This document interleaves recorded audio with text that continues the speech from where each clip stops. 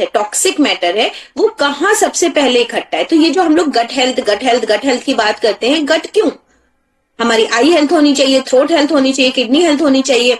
तो सबसे पहले जो टॉक्सिक मैटर है बॉडी में, वो हमारे पेड़ों में संचय होता है, मतलब नाभि के नीचे वाले हिस्से में। फिर इसके बाद ये जब ये सड़ता है यहाँ पर, तो हमारी अपर बॉडी पे सबसे पहले इफेक्ट डालता है। तो अपर बॉडी में सबसे पहले इफेक्ट डालने में आपका हार्ट है, आपका लंग्स है, आपका थ्रोट है ना। एसिडिटी यहीं पे पता चलती है ना, हार्ट बर्निंग हो रही है, फिर पता चला धीरे धीरे गैस ज्यादा बनने से बीपी बढ़ना शुरू हो गया, फिर डॉक्टर ने बीपी की दवा लिख दी। फिर और क्या होता है, छाती में जलन हो रही है, खांसी आनी शुरू हो गई। बहुत बार खांसी एसिडिटी के कारण होती है, बहुत बार। मैंने 50-60% एसिडिटी को कंट्रोल किया लोगों की, तो खांसी कंट्रोल हो गई, है ना। तो एक तो होता है सीजनल खांसी जब आती है, और एक होता है जब खांसी इस तरह से आती है, अचानक से आ रही जा नहीं रही। तो वो अदर हैंड आप देखो तो विजातीय द्रव्य आपका नीचे से पेड़ से फिर गले में, अपर बॉडी पार्ट में, सिर में, माइग्रेन और इस पे होता है। तो जब कभी गैस वैस बनेगी तो इंसान को हेडेक होगा, माइग्रेन की वो दवा खाने लगेगा। फिर बेसिक रूट में कहा जमा है, मल आपके पेड़ों में, फिर हाथ और पैरों में जाएगा, और फिर जब पूरा फैल गया तो आपका रूमेटॉइड आर्थराइटिस डिक्लेयर है, या बहुत सारी ऐसी चीजें डिक्लेयर्ड है। ऊपर की ओर जैसा कि गैसों के ऊपर उठने का स्वभाव होता है, बढ़ता है, इसी कारण सबसे पहले रोग की अवस्था में शरीर के ऊपरी भाग में प्रभाव देखते हैं और सिरदर्द की शिकायत होती है। फर्मेंटेशन उष्णता लाता है।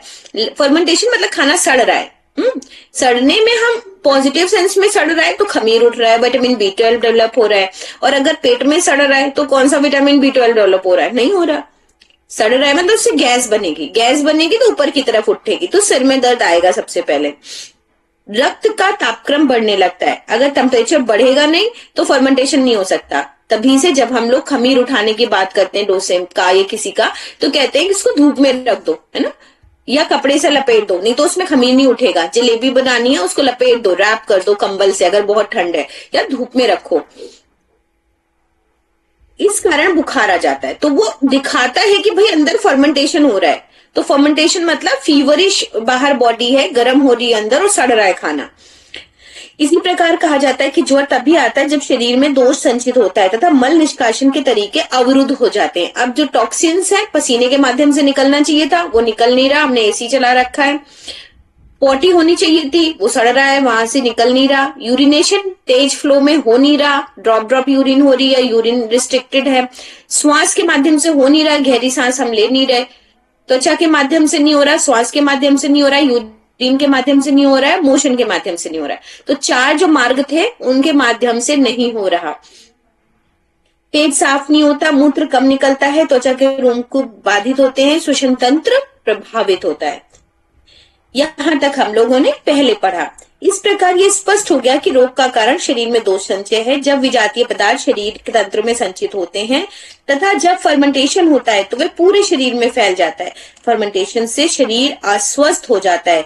यह विजातीय द्रव्य शरीर से मल निष्कासक यंत्रों द्वारा बाहर नहीं निकल पाता। ठीक है, अब इसके बाद ये हम लोगों ने बहुत बार समझा बहुत तरीके से। तो नेक्स्ट पेज नंबर 9 से शुरू करते हैं। विजातीय द्रव्यों का निर्माण। विजातीय द्रव्य जिसे हम दोष, विकार, सड़ा हुआ मल, पादी कहते हैं, ये हमारे अप्राकृतिक खान पान व जीवन शैली अपनाने से होते हैं। ये हमारे शरीर में 2 रास्तों से प्रवेश करते हैं। पहला, नाक द्वारा फेफड़ों में, मुंह द्वारा पेट में। वायु तथा पर्यावरण प्रदूषण के कारण फेफड़ों में पर्याप्त आवश्यक वायु न मिलने से विजातीय तत्व इकट्ठे हो जाते हैं, जिसे हम नाना प्रकार के रोगों के नाम से जानते हैं। इसी प्रकार अस्वाभाविक अर्थात गलत खान पान से शरीर की पाचन शक्ति कमजोर हो जाती है। जब आवश्यकता से अधिक भोजन किया जाता है और बहुत ही चटपटा मिर्च मसाले वाला तला भुना अम्लीय भोजन करते हैं तो शरीर इसको स्वभावतः मल, मूत्र तथा पसीना आदि के द्वारा बाहर नहीं निकाल पाता। इस प्रकार ये विजातीय द्रव्य भीतर ही जमा होने लगते हैं, रक्त में मिलकर रक्त प्रवाह में विघ्न उत्पन्न करते हैं एवं पाचन तंत्र को अव्यवस्थित कर देते हैं। ये विजातीय द्रव्य उसे बाहर निकालने वाले शरीर के कोठों के चारों ओर धीरे धीरे जमा हो जाते हैं और उनके कार्य में रुकावट डालते हैं। फिर ये विभिन्न रोग उत्पन्न करते हैं, जैसे हमारा विजातीय द्रव्य है। विजातीय द्रव्य के बाद जो ब्लड बना, जो जो रक्त जिसमें न्यूट्रिशन भी है, कैपिलरीज में बह रहा है, रक्त वाहिनियों में बह रहा है, आर्टरीज में बह रहा है, और उससे वो बड़े बड़े सारे अंगों तक पहुंच रहा है। सारे अंगों तक जो रक्त पहुंचा रहा है, वो जो आर्टरीज है, जो रक्त वाहिनी है, वो फ्लेक्सिबल होती है। और वो रक्त वाहिनी क्योंकि टॉक्सिन्स कैरी कर रही है, अच्छा खून नहीं है वो, तो उससे वो हार्डनिंग हो रही है, वो डिपोजिशन हो रहा है। और कितना भी अच्छा आप सात्विक खा लें, समय समय पर आपकी जो आर्टरीज हैं उनमें डिपोजिशन होता है। हा? वो डिपोजिशन उस आर्टरी को, धमनी को कड़ा बना देता है, और कड़ा बनाने के बाद ही शुरू हो जाता है और सारी बीमारियों का कारण। कड़ा क्यों हो रहा है? क्योंकि उसमें ऐसे तत्व मौजूद हैं जो कि हमारे शरीर को नरिश नहीं कर रहे, है ना, या फिर ऐसा मटेरियल जमा है जो बाहर निकलना चाहिए था, बाहर नहीं निकल रहा, इसमें ब्लड में है उपस्थित, और ब्लड में जो जितना फिल्टर होना चाहिए था वो नहीं हुआ। सिंपल मान लीजिए, आप कितने पानी का पाइप थोड़े ज्यादा दिन हो जाते हैं तो क्या होता है, पानी में अगर ज्यादा मिनरल्स हैं तो क्या होता है, डिपोजिशन हो जाता है ना, होता है किनारे किनारे, जैसे गीजर, जैसे बॉयलर, जैसे टैप के नल्स, तो कैल्शिफिकेशन हो जाता है। जितना एक्स्ट्रा मिनरल्स हैं वो आपके टैप के चारों तरफ जमा हो जाते हैं, और उससे क्या होता है, नल एक डेफिनेट टाइम के बाद टूट जाता है, होता है क्रैक हो जाता है, या बहुत ज्यादा डिपॉजिट होने से उसका अपना काम फंक्शन बाधित होता है। ये बात आप सब ने महसूस की होगी कि कोई भी नली है, कोई भी नली चाहे वो जितनी भी अच्छी ले आए, वो समय समय पर फ्रेजाइल हो जाती है, कड़ी होकर के टूट जाती है। ठीक है, न सिर्फ ठंड से बल्कि डिपोजिशन से, जैसे जैसे उसमें पानी आ रहा है आ रहा है आ रहा है, तो थोड़े समय बाद वो कैल्सिफिकेशन हो जाएगा, मिनरल्स जम जाएंगे। ठीक इसी तरह हमारे ब्लड के साथ होता है। विजातीय द्रव्य की उत्पत्ति हमारे शरीर में निरंतर होती रहती है, और उसका निष्कासन कार्य भी हमारे शरीर में निरंतर होता रहता है। लेकिन यदि निष्कासन कार्य में रुकावट आने लगे, या बाहर से विजातीय द्रव्य हमारे शरीर में प्रवेश करने में विजातीय द्रव्य बढ़ने लगे, तो हम रोगग्रस्त हो जाते हैं। अप्राकृतिक जीवन शैली व गलत खान पान से विजातीय द्रव्य की मात्रा हमारे शरीर में अधिक बनने लगती है। इसके अतिरिक्त भी और कई कारण हैं जिनसे विजातीय द्रव्य का प्रवेश या निर्माण हमारे शरीर में होता है, जिसमें से कुछ निम्नलिखित हैं। अब जो विजातीय तत्व मतलब टॉक्सिक मैटर या फॉरेन मैटर हमारे शरीर में बन रहा है, उसके और क्या क्या कारण है, क्यों बन रहा है? तो श्वास के द्वारा। अब श्वास, अगर दिल्ली हम गए, हमको जाते ही पता लगने लगा कि यहाँ पर लखनऊ की हवा से दिल्ली की हवा बहुत गंदी है, बहुत ना अंतर है, तो श्वास के द्वारा हवा में उड़ते रहने वाले छोटे छोटे कीटाणु, धूलकण, धुआं, दुर्गंध, हानिकारक गैस एवं अन्य विजातीय में है। अगर हम शुद्ध वायु नहीं लेंगे तो हमारा टॉक्सिन्स हमारी बॉडी में आएंगे ही आएंगे। दूसरा, मुंह के द्वारा कीटाणु जाते हैं, जो हम खा पी रहे हैं उसमें मिश्रित कीटाणु, गंदगी शरीर में प्रवेश कर जाती है और विजातीय द्रव्य वृद्धि होती है। विषैले जंतुओं को काटने में, मच्छर ने काट लिया, कॉमन विषैला जंतु आपको पता है, बाकी और भी जीव जंतु हैं जो आपको काटने से टॉक्सिक मैटर बॉडी में जाते हैं। क्या क्या है? सांप, बिच्छू, मच्छर, कीट पतंग आदि काट खाने से उनका विष शरीर में प्रवेश कर जाता है और शरीर में विजातीय द्रव्य की वृद्धि होती है। तो बहुत बार ऐसा होता है कि कुछ लोगों का मच्छर काटे तो आपके स्वेल्ड हो गया, फिर आप उस पर कुछ कुछ कर रहे हैं, बहुत देर तक स्वेलिंग रहती है। और कुछ लोगों के मच्छर तो काटते ही हैं, उनका काम ही है काटना, लेकिन पता नहीं चल रहा है। अब पता नहीं चल रहा है तो उसने काटा है, तो उसने अपना सलाइवा भी आपकी स्किन में डाला है, तो आपकी बॉडी में भी वो इकट्ठा है, और वो कब आपकी बॉडी को हार्म करके दिखाने लग जाएगा कि एक्युमुलेशन है, पता नहीं। विषैली दवाओं के प्रयोग से, विषैली दवाएं, सुइयां, गैस द्वारा भी विजातीय द्रव्य शरीर में प्रवेश कराया जाता है। ये विषैले द्रव्य हमारे शरीर में विजातीय द्रव्य के रूप में संचित होते हैं। जितना हम दवाएं खाते हैं वो सारे आपकी टॉक्सिक मैटर तो करते ही करते हैं, क्योंकि वो हमें कहीं ना कहीं नुकसान पहुंचाती हैं। नशीले पदार्थों का सेवन, तंबाकू, गांजा, चरस, सिगरेट, अफीम, शराब आदि के सेवन से भी हमारे शरीर में विजातीय द्रव्य की वृद्धि होती है। अगर हम एक वर्ड में कहें तो एसिडिटी, अम्लता की वृद्धि होती है। विजातीय द्रव्य मतलब हमारा रक्त का पीएच अम्लीय हो जाता है, पूरा रक्त अम्लीय हो जाता है, जिससे हम बीमार होने लग जाते हैं। वंश परंपरा संस्कार, जिन माता पिता के शरीर में विजातीय द्रव्य भरे रहते हैं उनके बच्चों में भी विजातीय द्रव्य प्रवेश कर जाते हैं, तो जिसे कहते हैं जेनेटिक डिसऑर्डर्स। तो आपके डीएनए द्वारा वो जेनेटिक डिसऑर्डर्स अगली पीढ़ी में भी जाते हैं। डॉक्टर लुई कुने के अनुसार बच्चे अपने माता पिता से द्रव्य लेकर पैदा होते हैं। माता पिता जब विजातीय द्रव्य से अधिक लदे रहते हैं तब विजातीय द्रव्य पीढ़ी दर पीढ़ी उतरता है।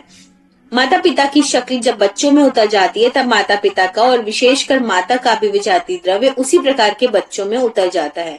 हम बराबर देखते हैं कि जो बीमारियां माता पिता को होती हैं वो बच्चों को प्रायः हुआ करती हैं। तो ये आपको पता ही है, साइंस कहती है कि डीएनए आपका है जो कैरी करता है सारे गुणों को, तो आपकी जो बीमारियां हैं उनको भी कैरी करता है। ये आपके ऊपर है कि आप अपना लाइफ स्टाइल अच्छा रखें, अपनी उन चीजों को मेहनत करें ज्यादा उन ऑर्गन्स पे जो जेनेटिकली वीक हैं, जो आपने माता पिता से विजातीय द्रव्य के रूप में ली है और आपको पता है आपके पिताजी में है, माताजी में है, तो आपको उसके अगेंस्ट ज्यादा काम करने की जरूरत है, क्योंकि वो जेनेटिकली आपने इनहेरिट किया है उन जीन्स को। पर ऐसा बिल्कुल नहीं मानना चाहिए कि हमारे परिवार को है इसलिए हमको हो ही जाएगी। हाँ, आपको उसके लिए जागरूक होने की ज्यादा जरूरत है। अप्राकृतिक जीवन शैली द्वारा, अप्राकृतिक जीवन शैली अपनाने से हमारे शरीर में विजातीय द्रव्य की मात्रा बढ़ने लगती है और हम रोगग्रस्त हो जाते हैं। विजातीय द्रव्य बढ़ने के कुछ और निम्नलिखित कारण क्या हैं जो अप्राकृतिक जीवन शैली से जुड़े हुए हैं, समझते हैं। भोजन संबंधी गलत आदतें, स्वाद के वशीभूत होकर व्यक्ति आवश्यकता से अधिक भोजन करते हैं और बहुत ही चटपटा, मिर्च मसाले युक्त तैलीय आहार ग्रहण करते हैं। अम्लीय भोजन अधिक करते हैं, भोजन में क्षार की मात्रा कम रहती है। आहार ऐसा होना चाहिए कि उसमें क्षार की मात्रा 80% तथा अम्ल की मात्रा 20% हो। ये आपको पता है, जितना भी कच्चा भोजन खाते हैं हम, नेचुरोपैथी का प्रिंसिपल है एल्कलाइन डाइट और एसिडिक डाइट। तो एल्कलाइन डाइट जो है हमारी वो क्षारीय है और क्षारीय भाग हमारा 80% होना चाहिए। मतलब रॉ फूड कल्चर हमारा या स्टीम्ड फूड कल्चर जो बहुत ना पकाया गया हो वो 80% होना चाहिए, क्योंकि हमारे शरीर में खून की बनावट इसी प्रकार की है। प्राकृतिक कच्चा आहार क्षारीय कहलाता है, जबकि अग्नि के संपर्क में बना खाद्य पदार्थ अम्लीय हो जाता है। जब भी अनुपात असंतुलित होने लगता है, अर्थात जब शरीर के रक्त में क्षारत्व और अम्लत्व के इस 4:1 के अनुपात में कमी या अधिकता हो जाती है, अथवा जब रुधिर में क्षारधर्मी खाद्य पदार्थों के कम उपयोग के कारण क्षारत्व की कमी और अम्लत्व बढ़ती हो जाती है, तो प्रकृति रक्त और शरीर के अन्य तंतुओं में से क्षारत्व को खींचकर शरीर के पोषण के काम में उसे लगाने के लिए बाध्य होती है। नतीजा ये होता है कि शरीर का रक्त और अन्य तंतु जिसमें क्षारत्व खींच लिया जाता है निसत्व, निर्बल और रोगी हो जाता है।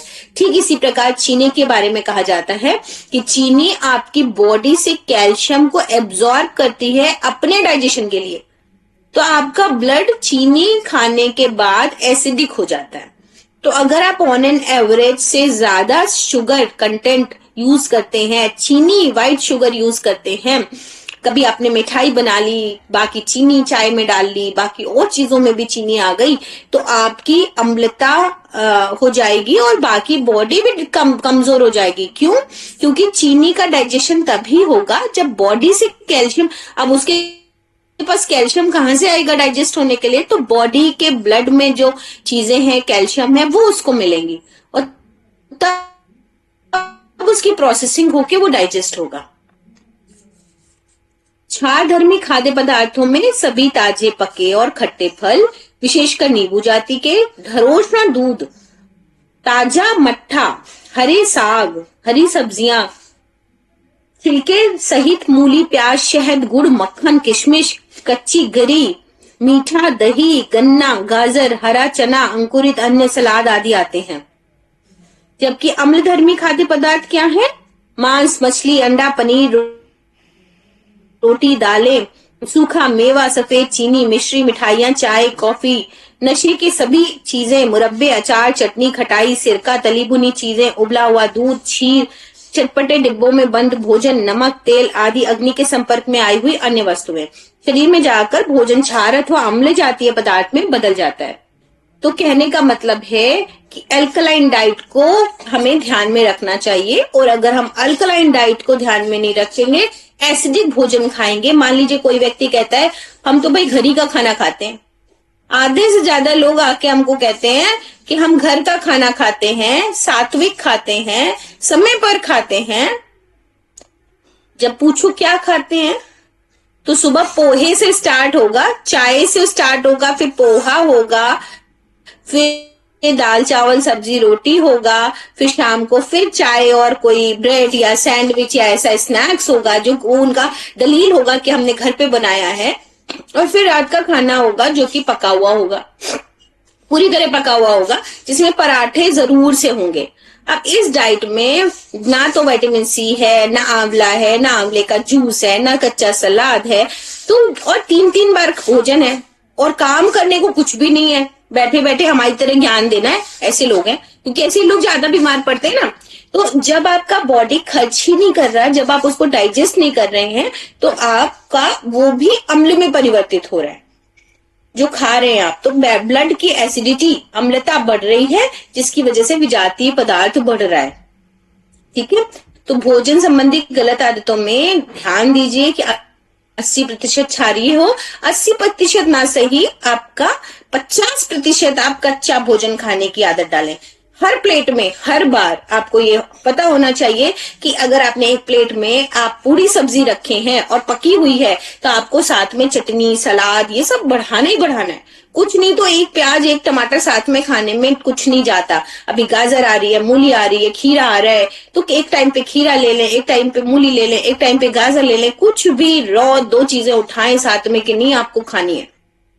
या उबला हुआ, है ना, उबला हुआ क्या होता है कि बैंगन है तो भुना, हम उसका भरता जहां खाने में ज्यादा प्रायोरिटी दें बजाय सब्जी खाने के। तो बैंगन का भरता, घुइयां का भरता, आलू का भरता, जो पहले के समय में खाया जाता था। अभी आपको अगर 2 चॉइसेस हो कि हमको आलू तलनी है या आलू का भरता खाना है या धनिया के आलू खाने हैं, चलिए क्वेश्चन यहीं से स्टार्ट होता है। हमारे पास आलू के 4 ऑप्शन मौजूद हैं। व्यक्ति ने कहा नाश्ते में कि आलू के सैंडविच बना दीजिए, एक ने कहा तली हुई आलू और पूड़ी खानी है, एक ने कहा कि धनिये के आलू खाने हैं। 3 ऑप्शन हो गए ना। चलिए बताइए तीनों ऑप्शन में से क्या सबसे ज्यादा एल्कलाइन है, पौष्टिक है?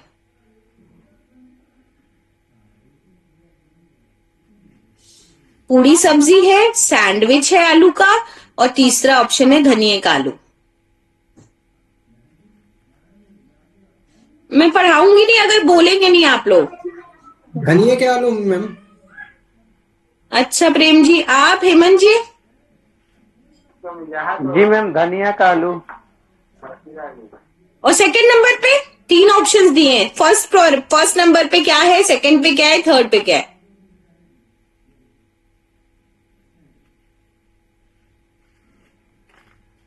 बताइए सेकंड नंबर पे क्या है?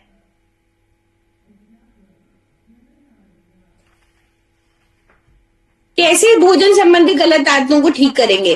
पेशेंट तो कहेगा नहीं कि हम हमेशा उबला खा सकते, वो तो घर में उसको वैरायटी चाहिए, उसको नाश्ते में वैरायटी चाहिए। आपको ही लिखना पड़ेगा कि ये नहीं तो ये खाना है, ये नहीं तो ये खाना है, ये नहीं तो ये खाना है। फिर आपसे पूछ भी लेगा अच्छा इन्हीं दोनों में से बताइए, तो आपको एक बीच का रास्ता निकालना पड़ेगा। हर रोज थोड़ी ना आप खिला पाएंगे उबला हुआ। 1-2 दिन जब वो बीमार होगा तब आप खिला सकते हैं, हमेशा नहीं खिला पाएंगे उसको। बताइए दूसरा ऑप्शन। 3 ऑप्शन थे, पूरी सब्जी था, सैंडविच था, और तीसरा था आपका धनिये का आलू। तो प्रेम जी और आपने कहा धनिये का आलू पहले नंबर पे अल्कलाइन है, तो दूसरे नंबर पे अल्कलाइन? दूसरे पे पूरी सब्जी मैम, तीसरे में तीसरे पे सैंडविच। जस्टिफाई कीजिए। चलिए धनिए का आलू तो हाईएस्ट अल्कलाइन डाइट है। और अगर उसके बाद कहीं किसी ने चाय पी ली तब फिर हम ऐसी जगह गए कि धनिए का आलू प्लस चाय, क्या ही हो गया, बेकार कर दिया एकदम, है ना। चाय एसिडिक है और धनिए का आलू हाईएस्ट अल्कलाइन है, क्योंकि उसमें आपने भुना जीरा, हींग, है ना, और थोड़ा सा आपने पालक और धनिया खूब सारा पीसा, कच्चा पीसा धो करके, है ना, और उबली हुई आलू में लपेट दिया, कुछ किया ही नहीं। बहुत ही अच्छा फूड है ठंडियों में। मुझे तो लगता है 1 कटोरी सबको खाना चाहिए शाम को या सुबह के समय, ठीक है, या दोपहर में खाने के साथ खा लिया तो भी कोई दिक्कत नहीं है। तो पूरी सब्जी और सैंडविच में अच्छा बताइए क्या कैसे सोचते हैं आप, किस एंगल से सोचते हैं सैंडविच को, और किस एंगल कैसा सैंडविच बनाए, मतलब आलू को भुना है उसके भरते को कि कच्चा रखा है, कैसे किया है, बताइए हेमंत जी। आलू की सब्जी पूरी है एक हाथ में और एक हाथ में आपका सैंडविच है, और आजकल के बच्चे सैंडविच पे जाएंगे और पुराने मिडिल क्लास हमारा पूरी सब्जी पे जाएगा कि वो देशी है, हमारे घर का है, पूजा में बनता है। बताइए। अगर मैम सैंडविच कच्चा आलू का है तो सैंडविच दूसरे स्थान पे रहेगा। कच्चे आलू का कौन ही खाता है, कौन खाता है कच्चे आलू का सैंडविच? हाँ, हम तो कभी सैंडविच खाए नहीं मैम, मैं बताते हैं। ब्रेड में आपने आलू को पहले भून लिया या तल लिया, फिर आलू की टिक्की निकल आई। हाँ, आलू की टिक्की जो थी मजेदार, या उसको भुना गया है खूब बढ़िया, या टिक्की को तल दिया गया है, जो आजकल फ्रोस्टेड आती हैं। हाँ, कि वो टिक्कियां पूरी बन के आ गई, पैकेट खोला आपने, टिक्की को गर्म किया, तल दिया, वो टिक्की बन गई, और टिक्की को अंदर रखा बर्गर के अंदर या उसके अंदर, और फिर वो सैंडविच तैयार हो गया।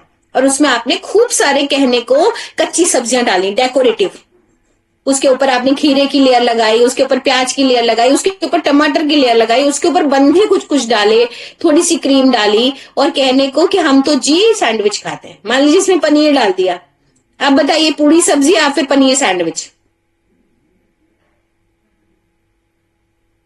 सेकंड नंबर पे क्या आएगा?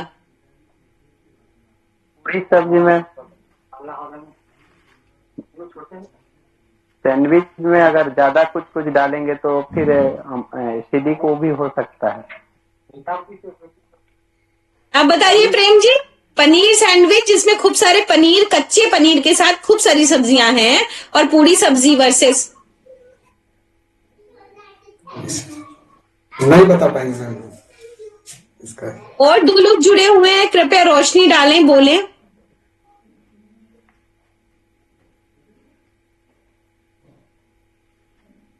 हेमंत जी, जब आप हाई फ्लेम पे पूरी को तलते हैं तो न्यूट्रिशनल वैल्यू 0 है पूरी की, 0। जैसे ही हाई फ्लेम पे किसी अनाज को डाला जाता है, और बिना हाई फ्लेम पे पूरी पकेगी नहीं, आप निकाल ही नहीं सकते उसको। इनफैक्ट पराठे को भी मिनिमम फ्लेम पे आप बना नहीं सकते। पूरी सब्जी भारी हो जाता है। हाँ। तो हालांकि हाँ, तो वो भारी के साथ साथ न्यूट्रिशनल वैल्यू भी 0 है उसकी, सिर्फ पेट ही भर रहा है। जी, वो हार्ड वर्क वालों के लिए ठीक होगा मैम, बाकी जो सामान्य वालों के लिए वो भारी ही हो जाता है। तो भाई हार्ड वर्क वालों के लिए भी उसने पचा तो दिया है, पर न्यूट्रिशन ही नहीं मिला ना, ठीक है। तो जैसे चावल लोग खिलाना तो चाह रहे हैं डायबिटीज पेशेंट को, पर मार निकाल के, तो आपने स्टार्च के साथ साथ उसका न्यूट्रिशन भी निकाल दिया।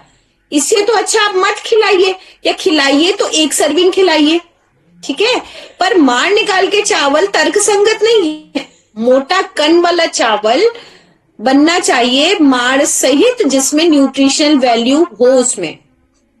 रोटी को दबा दबा के कपड़े से तवे पे सेकना चाहिए, जिससे उसकी न्यूट्रिशनल वैल्यू बनी रहे। ऑल्दो मैं भी इतना ऐसे कर नहीं पाती हूँ, लेकिन मुझे मालूम है कि पौष्टिकता कहाँ पर स्पॉइल हो रही है। ठीक, अब पहली बार तो जो ब्रेड है वो बहुत ज्यादा खराब तरीके से बनाई जाती है, उसमें भी वैल्यू, न्यूट्रिशन वैल्यू कुछ भी नहीं है। उससे अच्छी रोटी है, स्टफ्ड रोटी, कि अगर आप इसी आलू को भर के अगर रोटी बना लेते और ऊपर से घी लगा के खाते तो शायद बहुत अच्छा नाश्ता हो सकता है। ठीक है, तो मैं प्रेफर करती हूँ कि मूली, गाजर और आपका प्याज, बथुआ, पालक, इन सबसे सने हुए आटे की रोटी बनाई जाए, साथ में आप मक्खन लगाओ, घी लगाओ, चटनी के साथ खाओ। ये सबसे ज्यादा हाईएस्ट न्यूट्रिशियस रोटी। इसके बाद जैसे जैसे आप गैस पे हाई फ्लेम पे रोटी को बनाते हैं, बेकार होती चली जाती है। धीमी धीमी आंच पे अगर मक्के की रोटी सेकी गई है, बाजरे की सेकी गई है तो फिर भी ठीक है।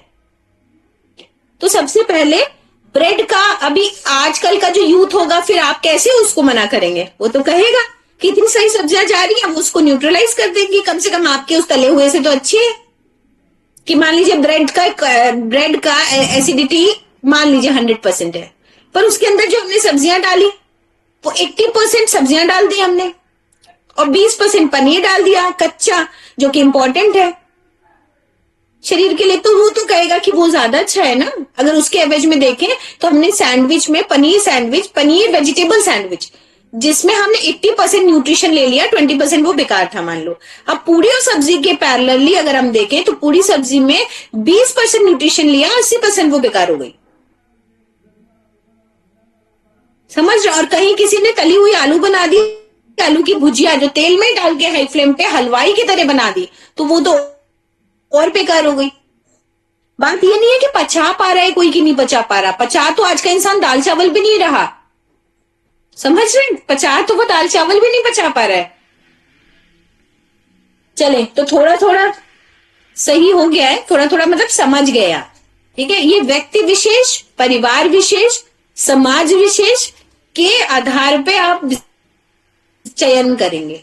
एकदम से अगर आपने उसका रोटी बनाने का ही तरीका बदल दिया तो वो क्या खाएगा, क्या बनवाएगा और क्या आपके पास आएगा, है ना? तो धीरे धीरे हम लोग उसको समझाते हुए ट्रैक पे ले जाते हैं। क्योंकि जिनके यहाँ 20-20 रोटी सेक रही है, उन रोटियों को तवे पे इस तरह से दबा के सेकना मतलब कठिन काम है। ठीक है, तो सबसे पहले चटनी है, सलाद है, अंकुरित अनाज है, चना है, साबुत अनाजें हैं, ये आपकी डाइट में शामिल होना चाहिए। 1 मुट्ठी 2 मुट्ठी साबुत अनाज आपके घर भीगा हुआ होना चाहिए। देखिए, जब आप रोज भिगाने की आदत डालते हैं तो हमारा भी ना इधर उधर खराब भी फिकता भी है। क्योंकि अब मजबूरी है कि दिन भर खाना है, अब कहीं कुछ और बन गया या चले गए तो अभी ऐसी वाली डांट भी पड़ती है कि पौष्टिक खाना भी है, भिगोना भी है और फिर उसको यूज नहीं करना है। कम से कम ये तो भाव रहता है नहीं हमको कल इतना खाना ही खाना है, ये चीज खानी है, पेट में जानी है। तो कुछ नहीं तो कच्ची खा ली, अंकुरित नहीं हो पाई तभी खा ली, या उसको छौंक के साथ में वो खा लिया, तो बाकी पका हुआ अनाज का क्वांटिटी कम हो गया। तो पहले तो आदत बनाइए कि वो चीजें आपके आसपास दिखती रहें, तब आपके दिमाग में आएगा नहीं इसको कंज्यूम करना है। तो बहरहाल आलस्य की अधिकता, पहला भोजन संबंधी गलत आदतें और दूसरा है आलस्य की अधिकता।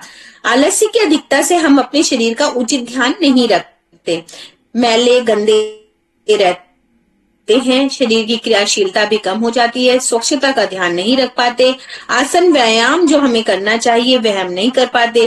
फलस्वरूप हमारे शरीर में विकार उत्पन्न होने लगते हैं और फिर रोग के रूप में प्रकट होने लगते हैं। ठीक है, तो अगर हम बहुत ज्यादा कैसे भी करके हमें अपने आप को इसीलिए बिजी रखना चाहिए कि किसी के साथ वॉक करने जा रहे हैं, कुछ ज्ञान की बातें कर रहे हैं, कुछ पढ़ाई कर रहे हैं, नहीं करते तो क्या होता है, लेटे होते रजाई में टीवी लगा करके। प्रेम जी अपना इतनी देर टहलते ही रहते हैं खड़े होकर के, तो सुन भी रहे हैं, बच्चे भी देख रहे हैं, और चाहे जितनी ठंड हो तो एक्टिविटी जरूरी है। अगर आलस्य बढ़ेगा तो परेशानी आएगी। ठीक है, सॉरी मैम, आज मैं किचन में हूँ इसलिए। अरे फिर तो लोगों को इंस्पायर कर रहे हैं आप, हैं? क्लास नहीं कर पाते हैं, अगर क्लास के समय दोनों बच्चे को पकड़ते हैं तो इससे बढ़िया है कि किचन में कर लेते हैं, क्लास भी हो जाता है, किचन में मदद भी हो जाती है। बहुत बढ़िया, बहुत बढ़िया, बहुत बढ़िया, प्रेरणादायक हैं आप। कहाँ पे काम करते हैं आप प्रेम जी, क्या काम करते हैं? हाँ, किसान है ना। अच्छा अच्छा अच्छा, तो आप कहाँ पर है, कहाँ पर है आपका खेत में? पूर्णिया में है जी, पूर्णिया बिहार, पूर्णिया। हाँ पूर्णिया, अच्छा, बिहार। जी। अच्छा, तो एग्रीकल्चर पे काम है, खेती पे काम है। हाँ, बहुत अच्छा, बहुत बढ़िया। फिर थर्ड नंबर पे आता है अप्राकृतिक जीवन शैली का एक एग्जाम्पल, अनियमित भोग विलास। अनियमित भोग विलास से मनुष्य कमजोर और अस्वस्थ हो जाता है, उसकी जीवनी शक्ति क्षीण हो जाती है, शरीर अंदर से खोखला होने लगता है, पाचन शक्ति कमजोर हो जाती है, आंख गाल धंस जाते हैं, नाना प्रकार के रोग शरीर में उत्पन्न होने लगते हैं, सिर के बाल एवं पकने लगते हैं, असमय बुढ़ापा आने लगता है। आज की पीढ़ी के नवयुवकों में यह अधिकता से देखा जाता है। विभिन्न रोगों की उत्पत्ति के पूर्व हमारे शरीर में विजातीय द्रव्य संचित रहता है और फिर रोग के रूप में प्रकट हो जाता है। तो ये अपने आप में आज का यूथ इसकी बहुत समर्थन करता है, और जो मिडिल एज है वो अपने तरीके से इस चीज को जस्टिफाई करते हैं। तो ये आपका, it's up to you, either बच्चे आपको छोड़ जाएंगे, आइदर आपको बीच का रास्ता निकाल के समझना पड़ेगा इस बात को। ठीक, not a major part of my subject. Next, जीवनी शक्ति की कमी। शरीर में जितनी अधिक जीवनी शक्ति होती है उसके अंदर रोगों से लड़ने की उतनी ही अधिक सामर्थ्य होती है। दुर्बल अंगों और दुर्बल व्यक्तियों में ही रोग पैदा होते हैं। शरीर विकार, मल या विजातीय द्रव्य को बाहर निकालकर निर्मल बनाने की शक्ति नहीं रहती। तो वाइटल फोर्स शरीर का खत्म ना हो, इसका खास ध्यान रखना चाहिए। एक सेकेंड दी।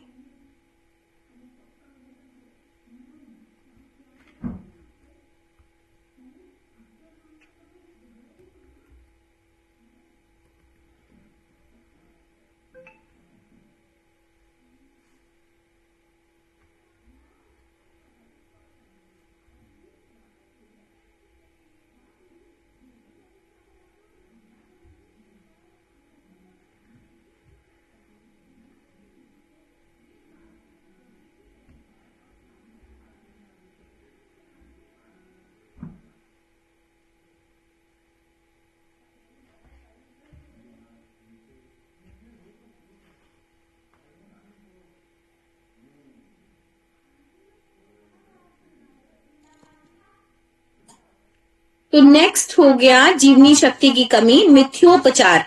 मिथ्योपचार का शाब्दिक अर्थ होता है मिथ्या उपचार, अर्थात गलत तरीके से रोगी का उपचार करना।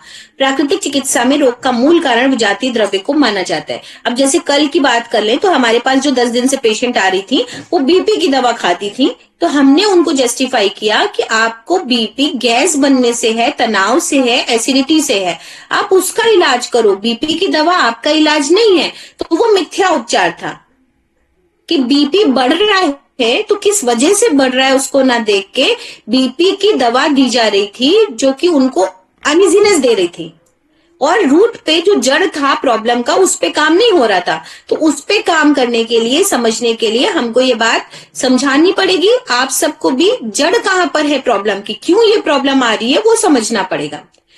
आज से 4 साल पहले मेरे नीज में दर्द हुआ, तो दोनों चीजों से कोरिलेशन है। हमारी माँ को ऑस्टियोआर्थराइटिस था, ठीक, तो मतलब जेनेटिकली हमने ऑस्टियोआर्थराइटिस कैरी किया।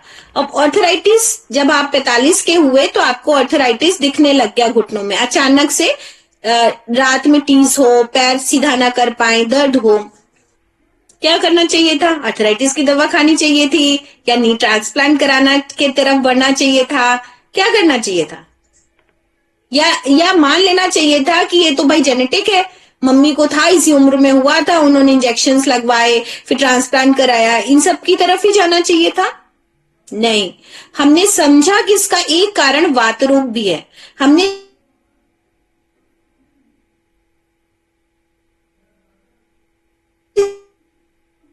समझा कि हम रात का खाना छोड़ दें और हल्का खाएं, 7 बजे के बाद ना खाएं। समझा कितनी अच्छी डाइट, आपको पता ही नहीं कि आपका सिस्टम प्रॉब्लम करता है। अगर हम दवा खाते तो हम नहीं देख पाते बहुत करीब से कि जिस दिन हम हाई प्रोटीन डाइट खाते हैं या पनीर की सब्जी खाई या राजमे छोले खाए उस दिन घुटने में दर्द होता है, अदरवाइज नहीं होता है। तो आज 4 साल से वो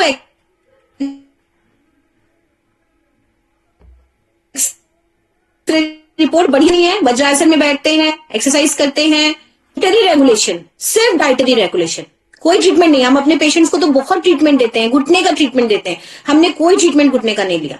हील्स छोड़ी, शूज पहनना शुरू करा, रात में खाना छोड़ा, बहुत हल्का खाना लेना शुरू करा। ऑल्दो बनाती हूँ, कोशिश रहती है कि 7 से 8 के बीच में फिनिश। हाई प्रोटीन डाइट नहीं लेनी है, सलाद ज्यादा से ज्यादा लेना है, आइदर सूप पी करके ही 4 बार तो खाना ही नहीं खाना है। ऐसे करके अपने को मैनेज किया और काफी क्या सुधारी है, भूल ही गए हम हमें है। हम तो वज्रासन में भी बैठते हैं बहुत देर। तो ये जो शुरुआत होती है ना, उसमें आप रूट पे काम करो और ना जाने और कितनी बीमारियां आने वाली होंगी, उनको ठीक कर लिया। तो ये आपको समझना पड़ेगा कि कोई भी ऊपर से उतर के नहीं आया। अगर मैं बहुत अच्छा प्राकृतिक चिकित्सा पढ़ाती हूं तो जरूरी नहीं है कि हमें कोई प्रॉब्लम आएगी ही नहीं। प्रॉब्लम आए और आप प्रॉब्लम को, उसके रूट को समझ के उसको ठीक कर सके, इसलिए आप सीख रहे हैं। अव्वल तो आप गलत आदतें ही ना रखें, पर कभी कभी ऐसे होता है कि आपको पता ही नहीं वो आदत आपकी गलत है। हमें लग रहा है कि हम सात्विक घर का बना हुआ 4 बार खाना, 3 बार खाना खा रहे हैं या 2 बार खाना खा रहे हैं, पर उसमें कहाँ गड़बड़ी है जो मेरा शरीर एक्सेप्ट नहीं कर रहा और दूसरे व्यक्ति का नहीं एक्सेप्ट कर रहा, क्योंकि दूसरे व्यक्ति की कमजोर नस कहीं और है। तो वही एक्युमुलेशन उसके घुटने में ना हो करके उसको पित्त बढ़ रहा है या डायबिटीज बढ़ रही है। तो जो बात गलत है वो गलत ही है, पर अलग अलग शरीर पे परिवार के अलग अलग तरीके से दिख रही है। तो वहां पर आपको उस पे काम करना ही पड़ेगा कि आपको अपने शरीर का एल्कलाइन पीएच को मेंटेन करना पड़ेगा और उस पे बहुत ध्यान देने की जरूरत होती है। ठीक है, एग्रीड कि आपकी मेहनत वो सब कुछ हजम कर ले जाती है, लेकिन वो भी आप किसान है या और लोग हैं, जरूरत से कम खाते हैं और उतना ही पैदल चलते हैं, तो वो चीजें हजम हो जाती थी। शहर का कल्चर, पार्टीज का कल्चर बहुत ही अलग है और उसमें अपने आप को समझ पाना कि कहाँ क्या गलत हो रहा है। मीठा ज्यादा हो रहा है, प्रोसेस मिठाइयां ज्यादा हो रही हैं, चाय ज्यादा हो रही है, कोल्ड ड्रिंक ज्यादा हो रही है, क्या ज्यादा हो रहा है। अव्वल तो ये होना ही नहीं चाहिए, पर अगर हो रहा है तो क्या वो 5% हिस्सा है कि 20% हिस्सा है।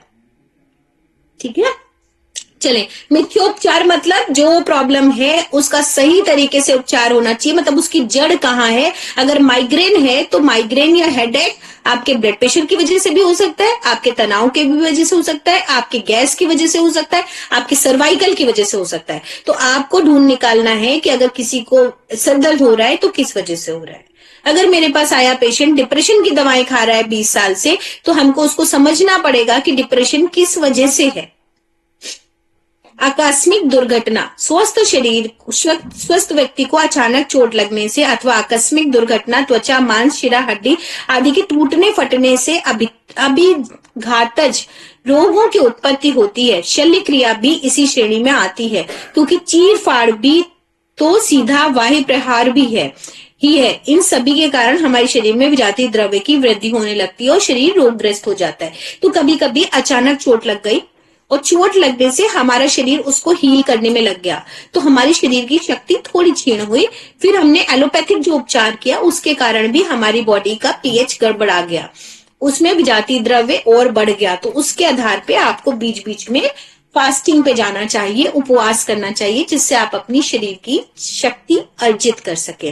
तो एक बहुत फनी सी बात है, बहुत अच्छी सी मजेदार बात है और प्रेरणादायक बात है कि हमारे 64 इयर्स के एक जेंटलमैन, हमारे बूढ़े ओल्ड ही हैं 64 इयर्स के, तो वो मेरे क्लिनिक आए और उन्होंने बोला कि हमारे दांत में कुछ प्रॉब्लम हो गई है और हमें उसको निकलवाना है।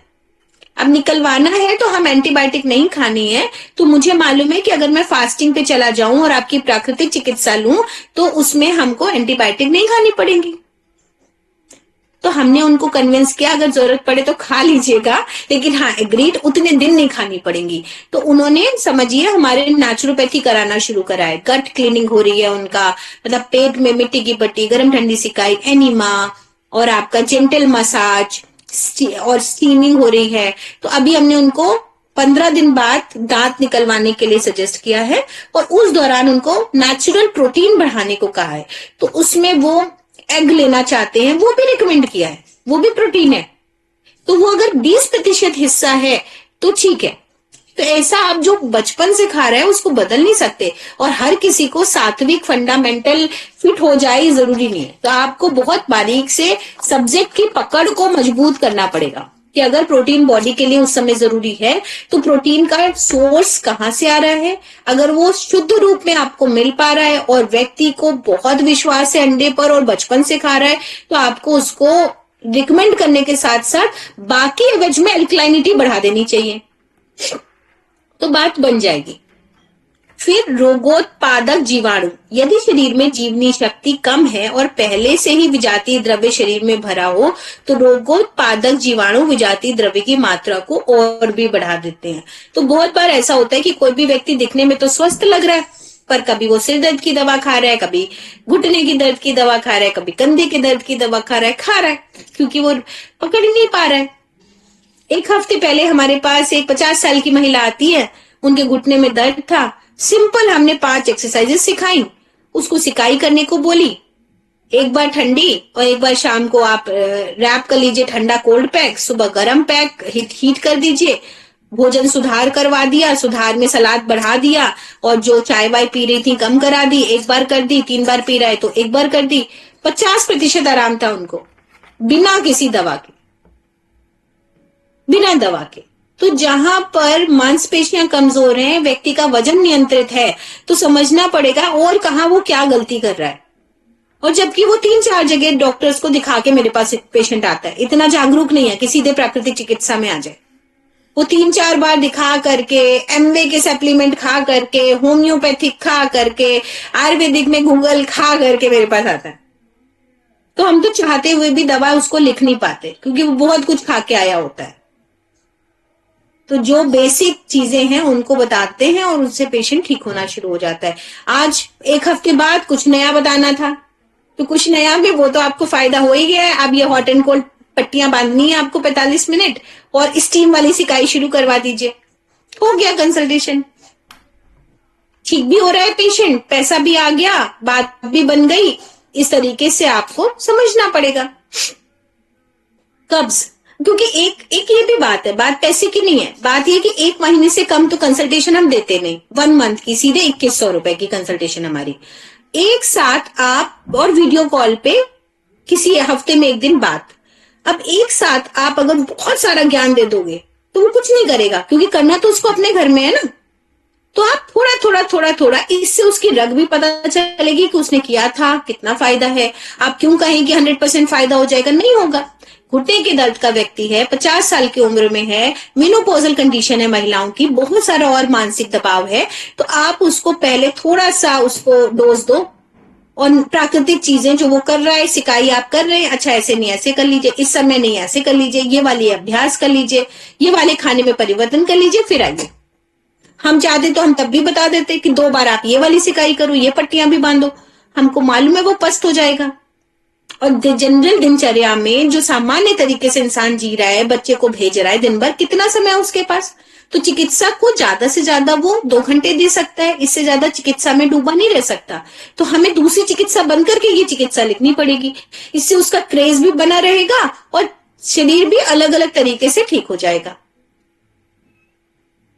तो रोगोत्पादक जीवाणु हमारे शरीर में जैसे जैसे जीवनी शक्ति कम होती है वैसे वैसे डेवलप होते जाते हैं। कब्ज सभी रोगों की जड़ है, ये आधुनिकता का रोग है। मल जब बड़ी आंत में जमा हो जाता है और किसी कारण से अपने रास्ते से बाहर नहीं निकलता, वहीं पड़ा पड़ा सड़ता है, उसे कब्ज होना कहते हैं। खान पान का असमय कब्ज, असंयम कब्ज का मूल कारण है। कब्ज होने का अभिप्राय मोटे तौर पर यह है कि शरीर से मल निष्कासन की एक महत्वपूर्ण क्रिया मंद पड़ गई है, फलस्वरूप विजातीय द्रव्य की मात्रा शरीर में बढ़ने लगती है और शरीर में रोग उत्पन्न होने लगते हैं। तो सबसे पहले अगर इंसान डायबिटीज है, कह लीजिए, मान लीजिए आ रही है, तो आपको उसके डायबिटीज को ठीक करने के लिए कब्ज का इलाज करना चाहिए। ये 16 आने सच है। अगर आप नहीं कर रहा है, वो व्यक्ति नहीं मान रहा है, तो आप फिर प्राकृतिक चिकित्सा से ठीक नहीं कर पाएंगे। और कब्ज के लिए आपको ठंडा कटी स्नान, मिट्टी की पट्टी, गर्म ठंडी सिकाई, सलाद का बढ़ाना, सूप का बढ़ाना, एसिडिक फूड को, कुक्ड फूड को कम करना, ये सब शामिल है। अगर व्यक्ति सादा खा रहा है फिर भी कब्ज है, इसका मतलब उसके आंतों में क्रियाशीलता कम हो गई है और उसके लिए आपको चिकित्सा की तरफ उसको प्रेरित करना चाहिए। Thank you so much. 2 minute पहले छोड़ रही हूँ क्योंकि नया टॉपिक शुरू नहीं करना है, अगली बार शुरू करेंगे जिससे आप सब रहें अगेन पुनः लोगों को मोटिवेट करें। आप जानते हैं जिन लोगों ने आपके साथ ज्वाइन किया है वो क्लास में आए, अटेंड करें, उनको काफी कुछ सीखने को मिलेगा, ऐसे मुझे लगता है। मैं भी आपके साथ जब दोबारा पढ़ती हूँ, तिबारा पढ़ती हूँ, तो नए विचार आते हैं और हम बहुत कुछ और भी सीखते हैं। शुभ रात्रि। नमस्ते मैम।